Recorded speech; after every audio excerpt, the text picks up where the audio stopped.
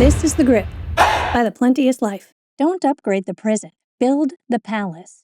New makes better obsolete. Welcome back to The Grip. I'm Becky Henderson, founder and principal coach of the Plenteous Life. I'm not interested in you having a better life. I'm committed to you creating a new one. Because better is the most seductive trap in leadership. Better systems, better meetings, better messaging, better discipline. Then you wake up 6 months later with the same breakdown, just wearing a different outfit. And founders are tired. A lot of them are burned out, and it makes sense. You're leading through constant change, constant pressure, and a business that doesn't stop needing you. So if the goal is impact, reach, and legacy, better is rarely enough. Better often means you're upgrading tactics inside a context that keeps recreating strain. New results require a new context, new standards, new ownership, a new way of being that your company can actually scale. This issue of The Grip shows you how to make that shift. Let's dive in. Better versus new. Better isn't always a win.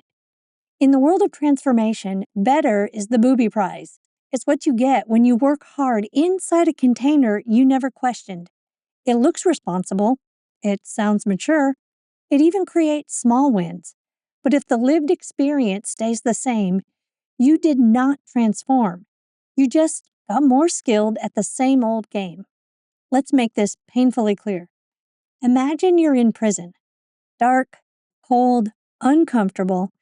Now imagine you have unlimited resources to, quote, make it better. So you paint the walls, bring in lighting, install a fireplace and a couch, hang curtains on the bars, maybe even drop a sound system in the corner. It's better, and it's still prison. Founders do this all the time. They add perks to fix morale, while the real operating system is fear. They push harder on marketing, while the offer is misaligned.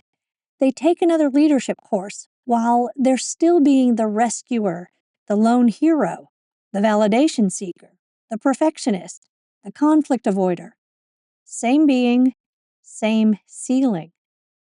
This is why your company can't outgrow the context you live inside. Leadership is not just what you do. It's who you're being while you do it. That being becomes culture. It becomes standards. It becomes what's tolerated. It becomes what's possible and what isn't. Here's a real example of a founder choosing a different game. What began as a one-truck tomato hauling operation in 1970 grew into large-scale processing by 1990. When Chris Roofer built Morningstar's first processing facility, he rejected the standard factory playbook of hierarchy and layers of managers. He scaled by removing the premise that managers are even required. No bosses, just peer commitments. Self-management as the default. And it's still working today. Each colleague writes a personal commercial mission that links their work to the company's goals, then negotiates a yearly colleague letter of understanding with the people who rely on their work. That letter spells out responsibilities, decision authority, and performance measures. The result is not better management.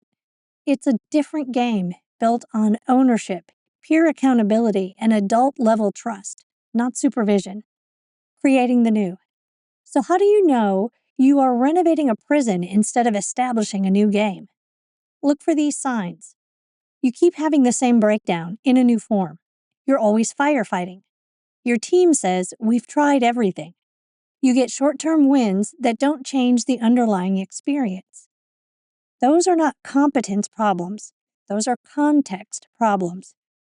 Tracy Gross nails the distinction in The Last Word on Power. Change is a function of altering what one is doing. Transformation is a function of altering who one is being. For mission-driven founders, this isn't philosophical, it's practical. It's the difference between strain and ease, stagnation and growth, and protecting your identity and building a legacy. Use the following questions to shine light into the dark corners of your leadership. Where are we upgrading tactics while tolerating the same breakdown? What part of our company feels like a beautiful prison cell? What are we refusing to change because it would require us to become someone new? What being pattern is keeping our leadership stunted? If we rebuilt from the mission today, what would we stop, start, and standardize? If you feel stuck, don't ask, how do we get better? Ask, what game are we playing that keeps recreating this? Then choose a new one. So today, pick one area where you have been renovating the prison. Name the context: fear, approval, control, lone hero leadership, perfection, avoiding conflict. Whatever it is, call it out cleanly. Then decide who you must become instead, and set one visible standard that matches it. Better polishes the bars. New frees you to build your legacy. Keep creating. This has been another issue of The Grip. From all of us at the Plenteous Life, may you prosper in every way.